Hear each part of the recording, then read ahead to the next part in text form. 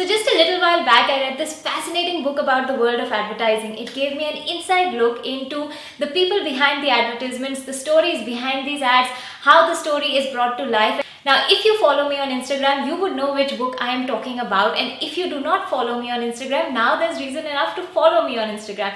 Yes, I am shamelessly promoting my Instagram profile and asking you guys to follow me because that's a platform that I absolutely love and that's where I share the most. So if there are two things that I learned from this book on advertising, the first one is that these guys who create these ads are creative geniuses. Now, the second thing that I learned from the book is that these guys are so smart and they have so much research at their disposal that they can pretty much make us believe absolutely anything that they want us to believe through these advertisements.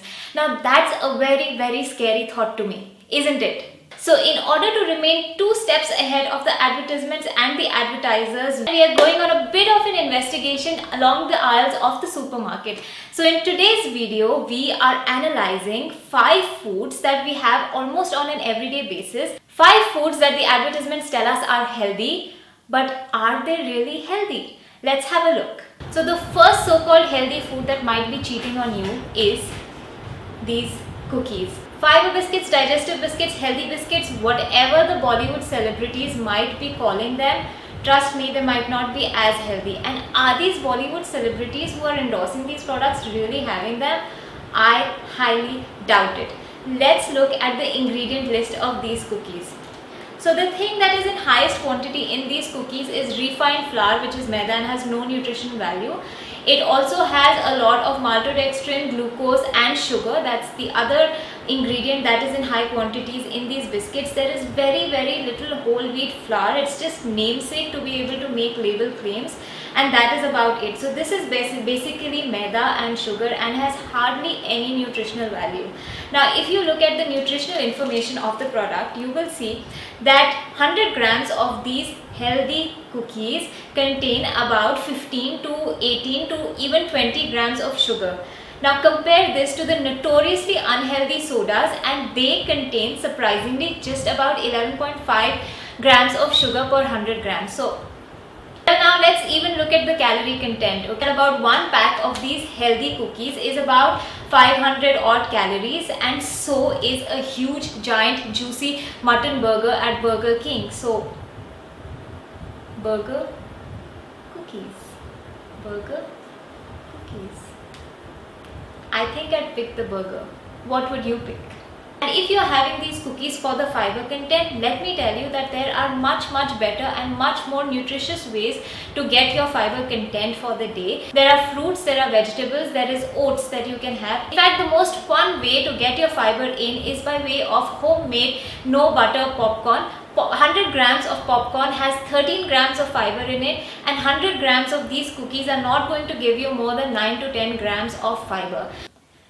Deceptive, devious food number 2 are juices. Yes, these juices are really unhealthy. The ingredient that is there in the highest concentration in these juices is water and sugar.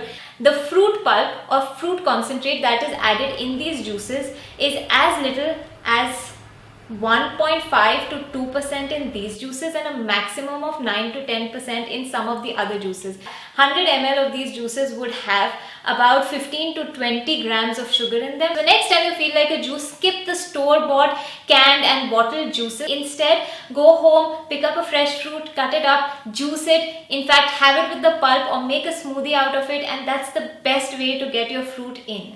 So the third food that I want to bring to the focus is refined oil. Now if you walk down the oil aisle in the supermarket, you will see refined, double refined, and in fact even triple refined oils that are available in the market. Refined does not make your oil better for you. It makes it better for the manufacturer, because the refining process elongates the shelf life of the oil. So what really is refined oil?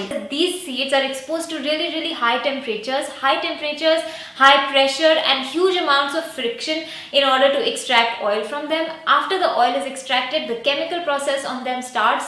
They are put through a hexane solvent bath. Now, a hexane solvent is a byproduct of crude petroleum oil. Disgusting, I know. Degumming, neutralization, deodorization, and bleaching. Oil is basically stripped of all its nutrients, even its color, fragrance, everything, all so that it can last longer on the shelf. Instead of these refined oils, use cold pressed organic oils, which are very easily available in health stores these days. So that now brings us to the fourth food that could be a little deceptive.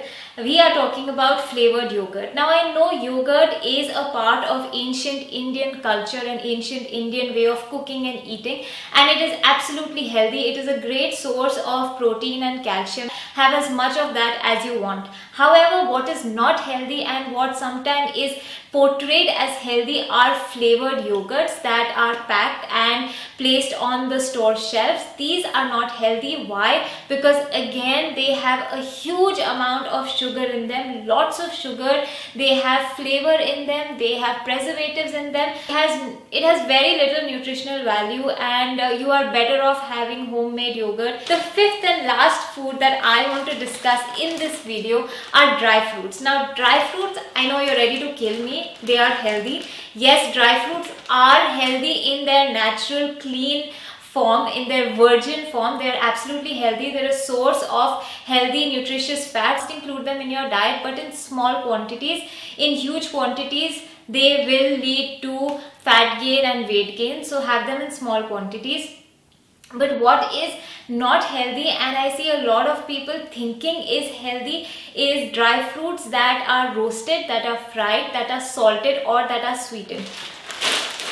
Dry fruits like these are not healthy at all. Plus, the other thing that these dry fruits do is that they're so addictive that you have no control over the portion size that you are consuming. You just keep having it, and you keep thinking in your head that, oh, it's just dry fruit, so it's good for my health, but it is not. They're very high in salt content, very high in sugar content. Some of them are even fried. So watch out, beware, and be careful about what kind of dry fruit you're having. So I hope you enjoyed this video, and if you did, please give us a thumbs up and please subscribe.